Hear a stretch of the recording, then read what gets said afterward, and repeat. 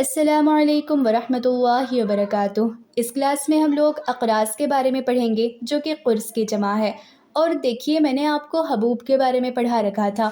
حبوب اور اقراص دونوں سیم ہی ہیں، بس ان کا جو شکل ہوگا، شیپ ہوگا، اس میں ویریشن ہوگا۔ بنانے کا طریقہ بھی ایک ہی ہوگا، اور پھر جیسے قرص بنایا جاتا ہے حب بھی بنا سکتے ہیں، یعنی ایک ہی صفوف سے ہم لوگ قرص بھی بنا سکتے ہیں اور حب بھی بنا سکتے ہیں۔ بس فرق یہ ہے کہ دونوں کے جو شکل ہوں گے، شیپ ہوں گے، اس میں ویریشن ہوگا۔ اقراص کو انگریزی میں ٹیبلٹس کہتے ہیں۔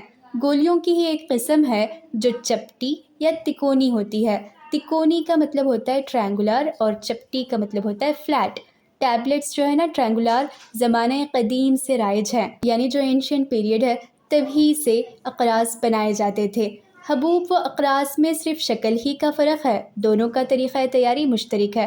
اب یہاں پہ میں طریقہ تیاری کیا ہی بتاؤں، جو بھی صفوف ہوگا اس میں ہم لوگ بائنڈنگ مٹیریل ملا دیں گے، اور اگر گول شکل کے بنائیں گے تو وہ گولیاں کہلائیں گی، پلس کہلائیں گی۔ چپٹے بنائیں گے، تکونی بنائیں گے تو اسے ہم لوگ اقراص کہتے ہیں، ٹیبلٹس کہتے ہیں۔